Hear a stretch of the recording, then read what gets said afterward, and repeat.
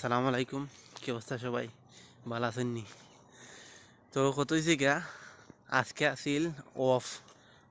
Of বলতে 2টা তো কাজ করছি, কাজ করে আইয়া বাসাত কতক্ষণ ঘুমাইয়া খেলা দেখলাম, পাকিস্তান আর আমেরিকার খেলা। এখন পাকিস্তান আর আমেরিকার খেলা দেখা তো যে তখন বুঝলাম আর দেখলাম পাকিস্তানে তো একবারে বাজে খেলছে। আর ফলাফলস্বরূপ ইউএসের কাছে হার পাইছে, পরাজিত দল হিসাবে মাঠ ছাড়ছে পাকিস্তানে।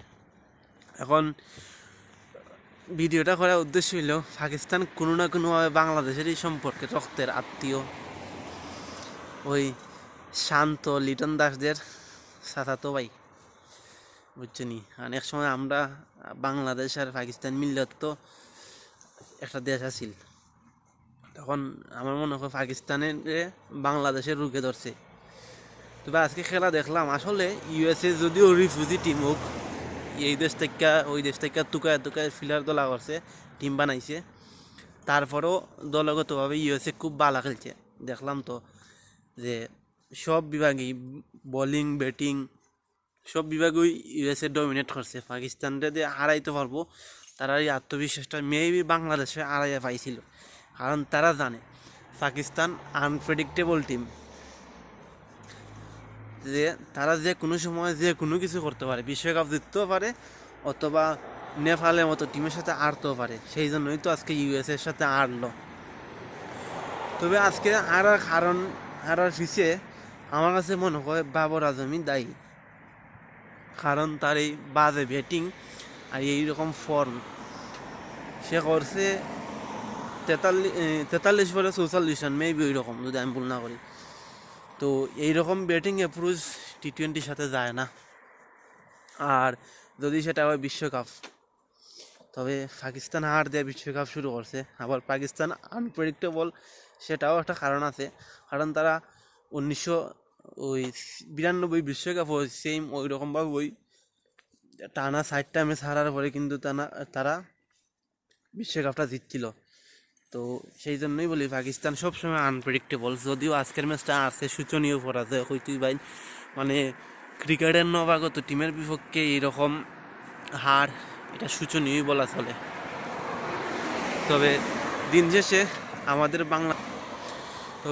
শেষে আমাদের বাংলাদেশ কিতা করে ওটাই দেখার বিষয়। আগামী 8 তারিখ বাংলাদেশের প্রথম দল আছে শ্রীলঙ্কা, প্রথম খেলা শ্রীলঙ্কার সাথে পারছে।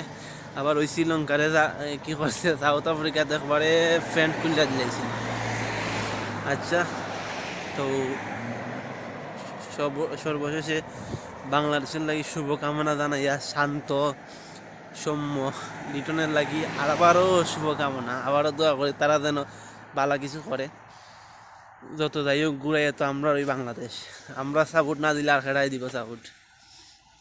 তবে আজকের খেলাটা খুব ইন্টারেস্টিং হয়েছে, যখন সুপার ওভার হয়েছে। আসলে বিশ্বকাপের মতো মঞ্চে সুপার ওভার দেখা আসলেই অনেক ভালো, মানে তখন বোঝা যায় ম্যাচটা কীরকম টান টান উত্তেজনা থাকে, কীরকম প্রেশার ম্যাচ থাকে। আর দেখেন একটা জিনিস, সুপার ওভারে কিন্তু আমেরিকার ব্যাটাররা ভালো বল করছে।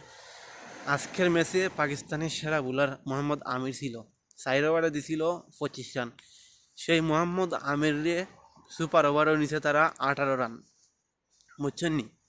মানে তার মানে বোঝা যায় যে ইউএসএ কিন্তু ক্রিকেটে ডমিনেট করার জন্যই আইছে। হয়তো তারা ছোটো দল, এখনও ভালোভাবে কোনো বড় টিমের সাথে খেলার যোগ্যতাও নাই, যোগ্যতা বলবো না, আসে এবিলিটি আছে, তবে সুযোগও নাই। তো সব শেষ এটাই যে পাকিস্তানের লাগেও শুভকামনা, তারপরেও তো আমরা চাচাতো ভাই পাকিস্তান, বাংলাদেশের জন্য শুভকামনা। ওকে, বাই বাই। আর ভিডিওটা কীরকম হইলো জানাই, বুঝছেন নি? Thank you everyone.